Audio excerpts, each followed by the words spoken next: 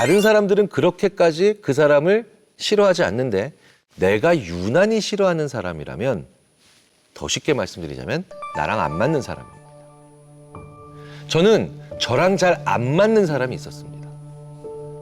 그런데 그 사람도 나한테 잘 안 맞는다고 생각할 가능성이 높겠죠. 그런데 저는 나름 사회생활을 한답시고 그 사람한테 자꾸 가서 인사하고 그 사람한테 자꾸 가서 말 걸었습니다. 근데 그 사람은 저한테 고개만 깠다. 혹은 아주 사무적인 말투로 아, 네, 그렇군요. 이런 정도의 대응을 하는 거죠. 제가 무엇을 느꼈을까요? 모멸감 느꼈겠죠. 그 모멸감이 저를 그 사람으로 하여금 싫어하게 만든 거예요. 그럼 그 모멸감은 누구의 잘못인가요? 사실은 그 사람의 잘못도 있겠지만 나의 실수도 있었겠죠.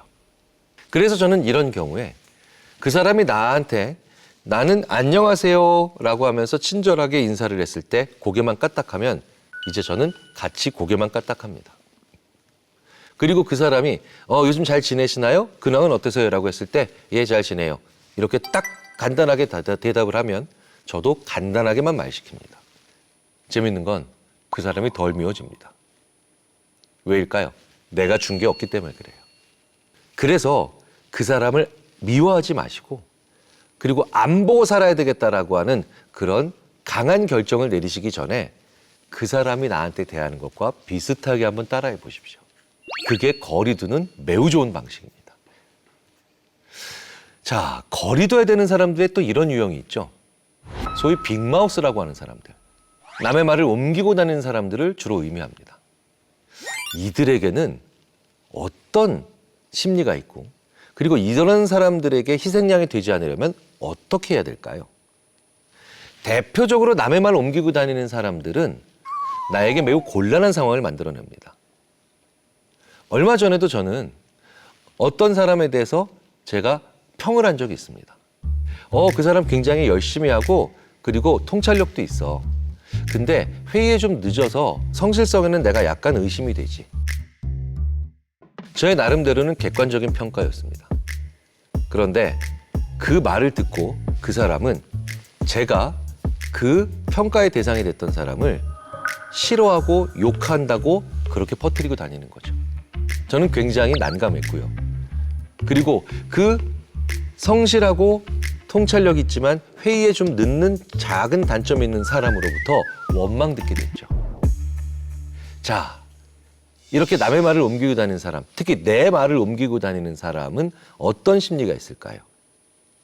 바로 수많은 사람들을 고립시키려고 하는 굉장히 독특한 악취미가 있는 사람들입니다. 이런 사람들은요, 자기를 제외하고 다른 사람들이 연대하는 걸 굉장히 싫어해요. 나 없는 곳에서 다른 사람들이 나를 험담하지 않을까? 혹은 더 나아가 나만 제외하고 다른 사람들이 뭉치지 않을까? 즉 따돌리지 않을까? 배제되지 않을까라고 하는 불안이 강한 사람들이에요. 사실 정상적이고 건강한 선택이라면 나를 배제하지 않고 나를 따돌리지 않게 하기 위해 내가 더 다가가고 베풀고 그리고 같이 공존하려고 노력해야 되겠죠. 근데 이런 사람들은요, 아주 재밌는 전략을 선택하죠. 바로 나를 배제하지 못하게 하기 위해 다른 사람들의 연대를 분열시키자. 이런 마음들은 반드시 남의 말을 옮기고 다니면서 걔가 이랬대. 너한테 그 사람이 이런 평을 했어. 라고 얘기합니다. 그러니까 이런 사람들은 지나다니기만 해도 갈등과 그 다음에 분열이 자연스럽게 따라다니죠. 자, 이런 사람들한텐 어떤 모습을 보여야 될까요? 일단 이런 사람들 앞에서는 객관적이고 정당하다 하더라도 꼬투리 잡힐 만한 말을 하면 안 되겠죠. 그런데 더 중요한 게 있습니다. 이 사람은 따돌림 받을까 두려워하는 거죠. 그래서 따돌릴 수 있는 힘이 있는 사람처럼 강한 모습을, 강한 어조로 분명하고 단호하게 늘 말씀하셔야 돼요. 이런 사람들은요, 그런 것 같기도 하고 아닌 것 같기도 해 라고 하는 오히려 우리가 일반적으로 얘기하는 자신 없는 얘기를 자기의 입맛대로 편집해서 옮기는 걸 가장 좋아합니다. 내가 원하는 것만 딱 취한다는 거죠. 그렇기 때문에 이런 사람들은 오히려 분명하고 단호한 말투를 더 무서워합니다. 왜냐? 자기가 편집할 수 있는 편집점이 잘 안 나오기 때문에 그래요. 그래서 이러면 이렇다, 저러면 저렇다, 분명한 얘기를 하고요. 가장 중요한 조치는 그리고 이게 되겠죠. 내 말을 옮기기 위해서 그 사람은 항상 마중물에 해당하는 말을 저한테 줍니다. 야, 걔 좀 이상하지 않디? 야, 그 친구 좀 문제가 있는 것 같은데? 그렇다면 일단 그거에는 동의하시면 안 됩니다. 이런 사람들은 험담을 하기 시작하면서 내 말을 거기에 묻어서 옮기는 경우가 굉장히 많거든요. 그래서 나는 너한테 동의하지 않는다 라는 말을 먼저 하셔야 돼요. 이게 왜 중요할까요? 평상시에 내가 너한테 동의하지 않는 사람이 되어야 네가 전달하는 말에 내가 합당한 말을 혹은 부합되는 말을 하지 않았다는 얘기를 할 수가 있거든요. 세상에서 가장 괴로운 것 중에 하나가 바로 내가 친한 사람이 옮긴 말 때문에 내가 곤욕을 치르는 겁니다. 나랑 하나도 안 친한 사람이 내 말을 옮길 경우엔 사실 그 사람의 말 자체가 가지는 정당성이나 신뢰도가 떨어지죠. 그러니까 거리 두셔야 되죠. 친하게 지내시면 안 된다는 거예요.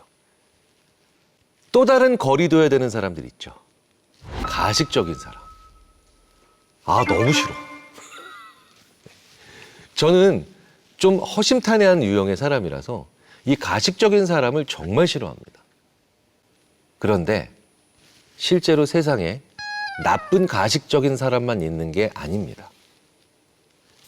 착한데 가식적인 사람도 굉장히 많죠. 가식적이다. 무슨 뜻일까요? 속마음을 보이지 않는 거죠. 의도를 보이지 않는 거예요. 그래서 우리를 참으로 힘들게 하고 진 빠지게 합니다. 자, 그렇다면 이런 가식적인 사람들은 어떻게 구분할 수 있을까요? 오히려 이건 역으로 내가 힘들다는 것이 증거가 됩니다. 참 착하고 좋은데 같이 있으면 힘든 사람들 있죠. 저는 이런 유형의 친구가 동료 교수 중에 있었습니다. 아, 오해하실까 봐 제가 있는 학과는 아닙니다. 같은 대학에 있었다는 거죠.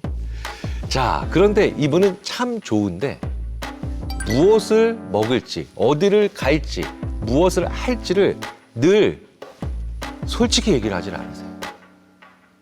그러니까 이런 사람들과 같이 뭘 하잖아요. 아, 오늘 참 재밌었어.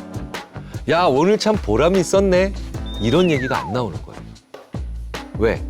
그 사람은 자기가 원하는 걸 하지 않았으니까. 두 번째로 힘들죠. 왜? 그 사람은 항상 나한테 피해자 코스프레를 합니다. 그러니 맨날 안 좋은 결과의 책임은 나한테 오는 거예요. 자, 그렇다면 이런 사람들은 어떻게 대해야 될까요? 그러니 미괄식으로 얘기해야 됩니다. 저는 오늘 뭐 먹고 싶어요. 저는 오늘 누구 보고 싶어요. 오늘은 이거 하고 싶어요. 굉장히 솔직히 얘기하거든요. 그런데 이걸 하지 않는 사람들에게는 결국 내가 원하는 걸 하지도 못하고 상대방이 원하는 걸 하지도 못합니다. 그렇다면 내가 그 사람이 원하는 걸 결국 얘기할 수 없으니 나도 내 패를 먼저 보일 필요는 없죠. 그런데 이렇게 미괄식으로 얘기하면 저는 어떻게 되는지 아세요? 지쳐요. 힘들어요. 그러니 자주 만날 수는 없다는 겁니다. 물론 여기에는 중요한 단서가 하나 붙죠. 그 가식적인 사람의 능력도 내가 필요로 하기 때문입니다. 그러니 최대한 자주 안 만나는 거고 미괄식으로 얘기할 수밖에 없다는 거죠. 자, 또 다른 유형이 있죠. 이건 특히 학교 다닐 때나 직장 생활할 때 참 많은 경우고요. 사람을 오래 만나게 되면 자주 우리가 경험하는 바입니다. 바로 처음엔 별로였는데 알고 보니 괜찮은 사람. 혹은 처음엔 좋아 보였는데 알고 보니 별로인 사람. 이 둘의 차이는 무엇일까요? 처음엔 별로였는데 알고 보니 괜찮다. 무슨 뜻일까요? 처음엔 나한테 별 관심 없었다는 거죠.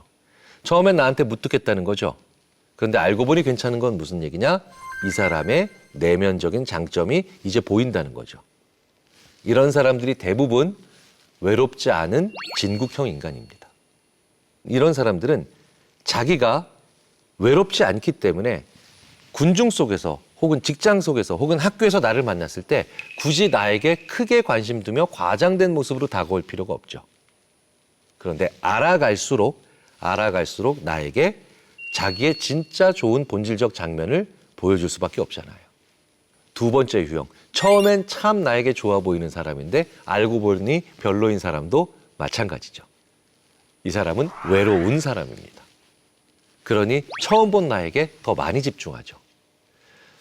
부드럽게 대해주고 배려해주는 걸 넘어서 계속해서 나에게 여기는 여기고 이건 이거고 라고 하면서 수많은 사람들의 인물평가까지도 해줍니다. 나보다 더 외로운 사람에게 굉장히 강하게 집착하는 경우가 있죠. 그리고 그 사람은 보여줄 패가 이제 나에게 별로 남아있지 않은 사람들입니다. 그래서 왜 재밌는 건 입사 초기에 친했던 사람 혹은 입학 초기에 친했던 사람들과 어느 정도 시간이 되면 관계가 재편이 되는 경우도 마찬가지라는 거예요. 그렇다면 이걸 적절하게 나한테 하는 사람들은 어떤 모습으로 나한테 다가올까요? 자기가 해줄 수 있는 것과 해줄 수 없는 것을 자연스럽지만 명확하게 나한테 느끼게 해주는 사람. 그 사람이 가장 좋은 사람입니다. 무슨 얘기냐? 형처럼 생각하고 얘기해봐. 언니라고 불러. 이런 말을 너무 일찍 하지 않고 내가 도와줄 수 있는 건 이거고 내가 해줄 수 없는 건 이런 정도가 있다라는 걸 먼저 알려주는 거예요. 그 사람은 자기의 외로움도 적절히 컨트롤할 수 있고요. 그리고 두 번째로 나한테 줄 수 있는 것이 무엇인지를 보여줄 수 있으니 일련의 역량과 능력이 존재하는 사람이거든요. 그래서 어떤 조직에 들어갔을 때 처음에 나에게 가장 잘해주는 사람을 너무 그 사람에게 내 속을 보이지 않는 것도 우리가 가질 수 있는 사회생활의 한 지혜라고 볼 수가 있습니다. 자, 이렇게 오늘은 사회생활을 하면서 만날 수 있는 우리를 괴롭게 하는 사람들에 대해서 알아봤습니다. 사실 살다 보면 좋은 사람을 만나는 것보다도 나쁜 사람으로부터 나를 잘 지키는 것이 더 중요하죠.